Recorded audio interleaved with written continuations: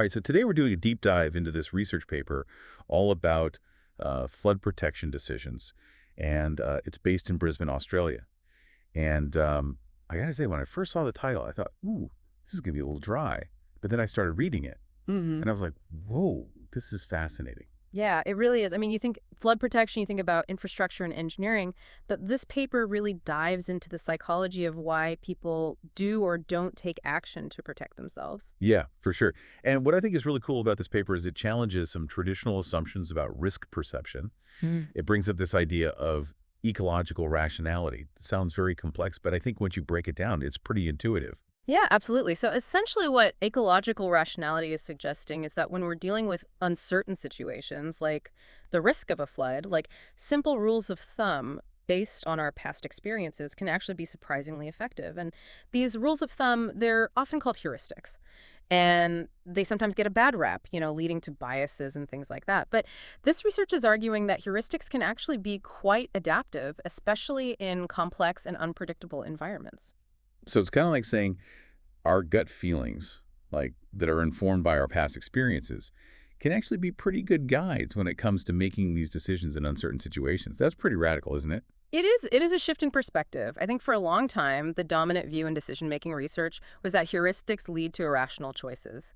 But this research suggests that maybe we've been too quick to dismiss the value of heuristics. It argues that in a world where we can't possibly calculate every risk perfectly, relying on our experience-based intuition, it can be a pretty efficient and effective way to navigate uncertainty. Okay, so let's get in some specifics. What are some examples of these flood-related heuristics, and how could they actually be beneficial? Sure. So one example is the availability heuristic, where we tend to overestimate the likelihood of events that are easily recalled.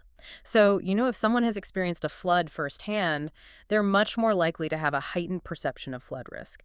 And now you might think, well, that's irrational, right? It's just one experience. But think about it. That vivid memory serves as a powerful reminder of the potential consequences, and it might prompt them to take precautions that someone who hasn't experienced a flood might overlook. Right, so it's like seeing that devastation Yeah. firsthand makes the risk just feel much more real and urgent. Exactly, exactly. And another heuristic is the affect heuristic, where our emotions influence our risk perception. So if you have like a strong negative feeling associated with floods, you're more likely to perceive them as a serious threat, even if the statistical probability is relatively low. So it's like our emotions are acting like a kind of early warning system, prompting us to take action, even when the data might not be like screaming danger. Yeah, you got it. And this is where the study really challenges like traditional models of risk perception.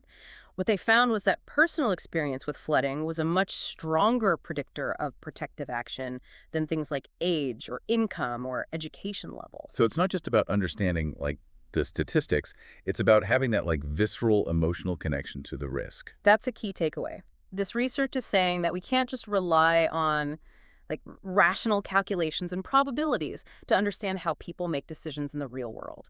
We need to take into account the powerful influence of personal experience and emotions. Which is fascinating because it suggests that maybe we've been going about risk communication all wrong. Like instead of bombarding people with data and statistics, maybe we should be focusing on sharing real stories and experiences that resonate on an emotional level. That's exactly the argument that the researcher is making. They're advocating for a shift towards evidence-based policymaking that takes into account how people actually make decisions. So we're talking about policies that recognize the role of heuristics and personal experience. That's a pretty big departure from the traditional rational actor model that, a lot of policies are based on. It is, but the researchers are arguing that if we want to create truly effective policies, especially in areas like flood mitigation, we need to move beyond these kind of idealized models and embrace the messy reality of human decision-making. Okay, so let's unpack that a bit. What would this more realistic, evidence-based approach to policy look like in practice?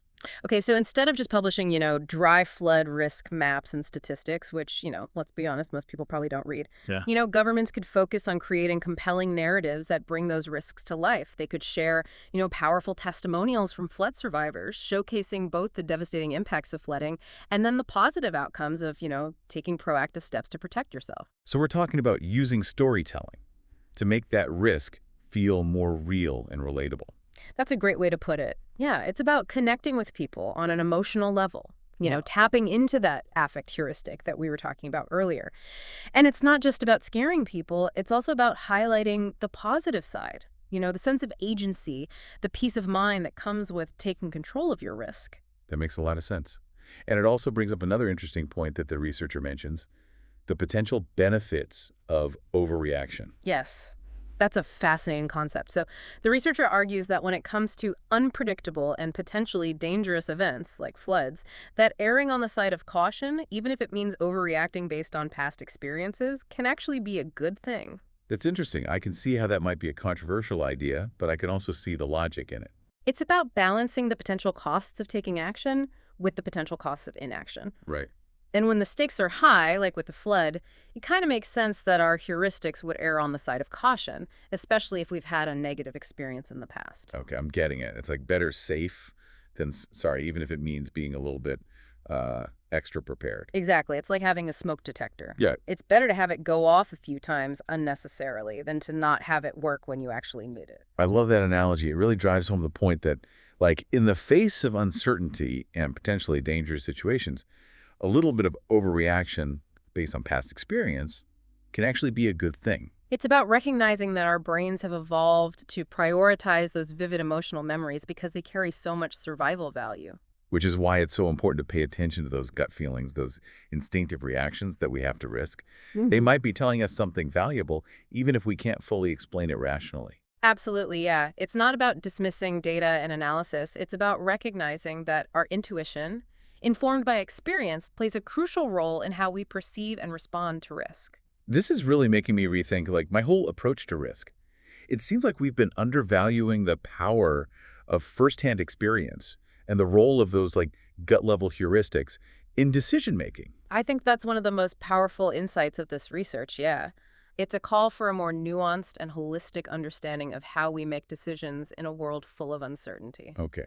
I am definitely hooked on this topic now. This is way more interesting than I ever imagined flood protection could be. I told you it was fascinating. And we've only just scratched the surface. There's so much more to explore in terms of the implications for policy, the broader applications of ecological rationality, and what it all means for how we make decisions in our own lives. Okay. Now, I'm really curious to dive deeper into those implications. I have a feeling this is going to be a thought-provoking conversation. All right, so we've established that personal experience and heuristics play a much bigger role in risk perception than we might have thought. But where do we go from here? What does it all mean for how we approach flood mitigation and maybe even risk management more broadly? Yeah, that's the million-dollar question. The researcher argues that this understanding of ecological rationality has some really profound implications for evidence-based policymaking. And they suggest that we need to move beyond these traditional risk models that assume people are perfectly rational actors who make decisions based solely on statistics and probabilities. Right, because in the real world, like, we're not all walking around with these spreadsheets in our heads, like calculating the exact odds of every potential risk. Exactly. We're influenced by emotions, we're influenced by past experiences, by those gut feelings. And that's not necessarily a bad thing. In fact, as we were talking about, those heuristics can often be very effective, especially in these kind of complex and unpredictable situations like floods. So if we're going to design policies that actually work, we need to take those heuristics into account. But what does that look like in practice? Well, for starters, it means shifting our focus from simply providing information to actually crafting narratives that resonate with people's lived experiences. Think about it this way. You can give people all the data in the world about flood risks, but if it doesn't connect with their own, personal understanding of the threat, it's unlikely to actually change their behavior. So instead of just publishing, flood risk maps and all those technical reports, maybe we should be focusing on sharing stories from people who have actually been through it. Precisely. Hearing firsthand accounts of the devastation that a flood can cause, the emotional and financial toll it takes, that can be far more impactful than any statistic. It makes the risk feel real and tangible and personal. It's interesting. I was reading an article recently about how climate change communication has shifted in recent years. Mhm. It used to be all about presenting the scientific data, the projections, the graphs. But now there's this growing recognition that we need to connect with people on an emotional level to tell stories that resonate with their values and their experiences. Yeah, that's a great example of how this idea of ecological rationality is starting to influence thinking in all sorts of different fields. It's about recognizing that data alone isn't enough to motivate action. We need to understand these psychological factors that drive decision making.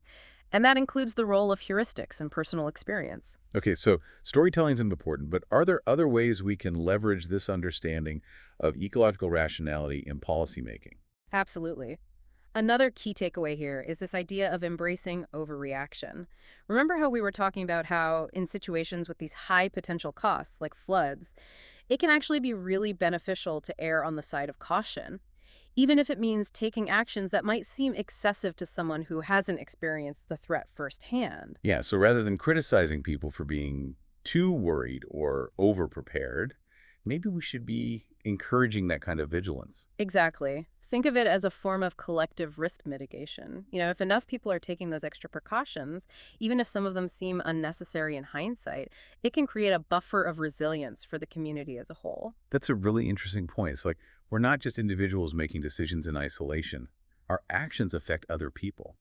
And that kind of collective behavior can have a ripple effect on a community's overall vulnerability to risk. Yeah, it's a systems perspective on risk management. We're all interconnected, and understanding how those connections influence decision making is crucial for creating policies that actually work. This is making me think about all sorts of other areas where this could apply.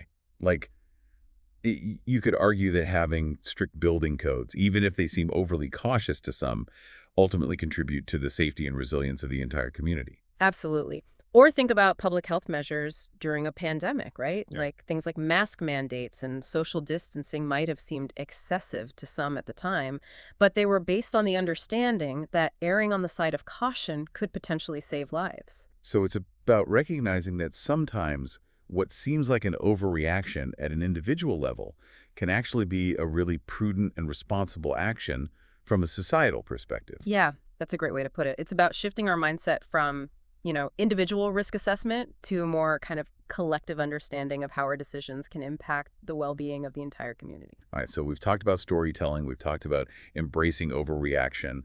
What are some other practical implications this research has for policymaking? Well, one area that the researcher highlights is the need for greater transparency and engagement with the public. So instead of just dictating policies from on high, governments need to actually actively engage with communities, understand their experiences, and really tailor policies to meet their specific needs and concerns. So it's about moving away from this top-down approach to policymaking and involving communities in the decision-making process. Exactly. It's about recognizing that people are much more likely to comply with policies that they understand, that they feel are relevant to their lives, and that take their lived experiences into account. Right, because if people feel like their voices are being heard and that their experiences are acknowledged, they're much more likely to trust the information and to take ownership of the solutions. Precisely. It's about building trust and collaboration rather than just issuing directives. Okay, so we've covered a lot of ground here. We've talked about the importance of storytelling. We talked about embracing overreaction and engaging communities in the policymaking process. Are there any other key takeaways from this research that you want to highlight? Yeah, I think it's crucial to emphasize that embracing ecological rationality doesn't mean abandoning data and analysis altogether. It's about finding that balance, integrating those objective measures of risk with the subjective experiences and heuristics that shape how people actually perceive and make decisions. So it's not an either proposition. It's about bringing those different perspectives together to create a more holistic and nuanced understanding of risk. Precisely. We need both the objective and the subjective, the data and the stories, the analysis and the intuition. It's about recognizing that human decision-making is a complex process, and effective policies really need to reflect that complexity. This has been a really thought-provoking conversation. I'm starting to see how this understanding of ecological rationality could be applied to so many different areas, Yeah. not just flood mitigation. It really challenges us to rethink how we approach risk communication and decision-making in general. I agree. I think this research has the potential to really spark a paradigm shift in how we think about risk and how we design policies to address it. And it all starts with recognizing the power of personal experience and the value of those seemingly irrational but often quite effective heuristics. Okay, I am definitely going to be thinking about this for a while. This is the kind of deep dive that really gets you questioning assumptions and looking at the world in a new way. Okay, so we've explored how this research on ecological rationality kind of challenges traditional views on risk perception and policymaking. Right. But let's bring it back to you, the listener. Like, what can you take away from all of this? How can understanding these concepts actually help you navigate a world that's, full of uncertainty and make better decisions in your own life? That's a great question. And I think one of the biggest takeaways here is this validation of personal experience. In a world that's obsessed with data and expert opinions, it's really easy to just dismiss our own gut feelings, our intuition. But what this research reminds us is that those feelings, especially when they're informed by those past experiences, can actually be incredibly valuable guides. Right? It's like, don't just blindly follow the data or the latest headlines or whatever. Yeah. Take a moment to actually reflect on your own experiences, the lessons that you've learned, Yeah. the things that have actually worked for you in the past. Exactly. It's about recognizing that knowledge comes from multiple sources. It doesn't just come from experts or statistics. Our lived experiences, the stories that we've accumulated, those hold a wealth of wisdom that can really help us make more informed decisions. You know, this research also made me realize how often we criticize ourselves or other people for being like too cautious or, overreacting to things. But maybe in some cases that so-called overreaction is actually a sign of like adaptive intelligence. Yeah, I think that's a really crucial point.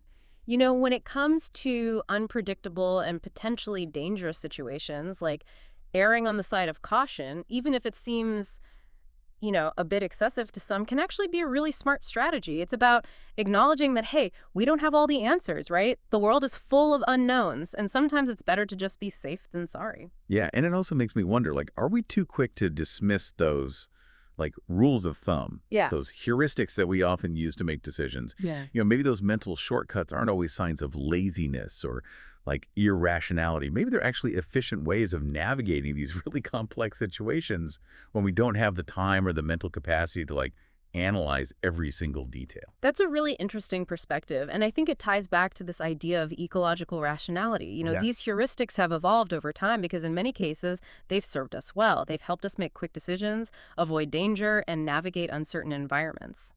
So it's not about throwing out heuristics completely, but about, understanding how they work, recognizing their limitations, and like using them strategically. Exactly. It's about developing a more nuanced and sophisticated understanding of our own decision-making processes. This whole conversation has been like a total eye-opener for me. I think I'm going to be paying a lot more attention to my gut feelings from now on. I encourage you to. And I encourage all of our listeners to do the same. Listen to those inner voices, reflect on your experiences, and don't be afraid to trust your intuition, especially when it comes to assessing risk and making decisions that affect your well-being.